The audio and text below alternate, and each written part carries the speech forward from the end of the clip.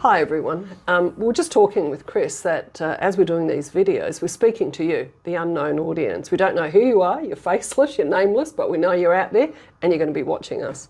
So there's a part of me that's feeling a little bit anxious about what you're going to think of us. But you know what? That's probably what you guys feel sometimes when you're coming to see us for the first time. So that's chill. So what I thought we could do today, we'll ask Chris a little bit about himself. And again, you might notice that Brucey, our favourite meerkat, has joined us for today's chat.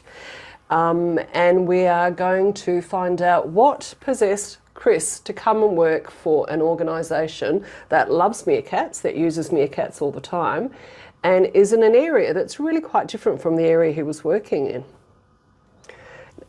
Please also putting it out there that Chris is lovely and put up with 3 different psychologists interviewing him, because as a group we've become really quite protective about who we work with, and we only want to work with really good psychologists. Great. So Chris, you passed muster. We all interviewed you. We all had a chat afterwards and we thought, he's great, let's have him. No, it was the easiest interview process of my life, I think. Excellent. All right, Chris, why work in this area? You worked in organisational psychology for a while, and then I think one of our psychologists approached you and said, hey, come over to the other side, come over to the clinical world. You're particularly skilled to work in this area as well. What have you found? Because Chris has been with us now for about a month and been doing cover work, NDIS, private, motor vehicle accident. So you've done a bit of everything. Yep. And I'm really excited because Chris has also agreed to see children. So both myself and Brucey, thrilled.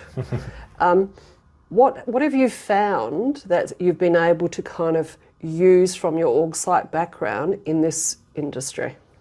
I think the first thing is just an understanding of what goes on in, the world of work, and how all those systems and structures that people deal with every day can influence their experience at work, and the level of motivation and satisfaction they get out of it. And I think being able to use that to sort of say to someone, I understand what you're going through, can be really encouraging for some clients. And I think as well, we did a lot of stuff in personality and just understanding how different everyone is, and the different strengths and qualities that they bring to the table, and helping them discover those sometimes can be really powerful for some clients. One of the things that I really loved when we chatted before you started was that you told me you had done you completed a major in physiology, and as someone who's completed a major in biology, I'm like, yes, he's one of us. We work, as you've probably discovered in the last 4 weeks, we work in an area which I always say to psychologists, to do well in the area of injury management and injury and pain, you actually have to be half psychologist, half physiotherapist, and with a sprinkle of artists thrown in to see the world a little bit differently. I think your physiology background has put you in a really good position to be able to understand people's injuries, understand their concerns, their fears, and also to allay their fears that, 9 months down the track, they're kind of recovered, and explain to them in a simple way, because it is a complicated area, neuroscience and how the brain-body works. What do you think? Absolutely, and I think I started my university degree doing a Bachelor of Science, didn't really know what I wanted to do, did all the foundational courses in first year, and then decided, all right, I'll do psychology, because I just found that the whole concept of psychology really fascinating. And then I landed on physiology as well, because I think psychology is fascinating, but it can be a bit sort of theoretical and academic sometimes. And the physiology is the sort of hard sciences side of it, where you understand what's going on within the body and how all these different systems interact. And so it was really nice having this sort of relationship between my 2 majors, and being able to apply that in this practice as well. I'm really excited about the pain management side of things, and how that background in physiology can play into helping clients understand what their pain is, bridging that gap between what we recommend as psychologists and why that has a positive benefit on them mentally, emotionally, physically, and also in a sort of that biopsychosocial model, why that can benefit them, and providing explanations in terms that are understandable and are applicable to their specific situation. No, which is fantastic. The other thing that got me a bit excited just in the last few weeks is that whilst I've had to be coached into the VR world by my partner Tony, who's our manager, Chris has jumped into it wholeheartedly, and I suspect that's an age thing as well, Chris, that I can see the validity and I can see how using VR can change people's brains and their responses and actually, have neurological changes.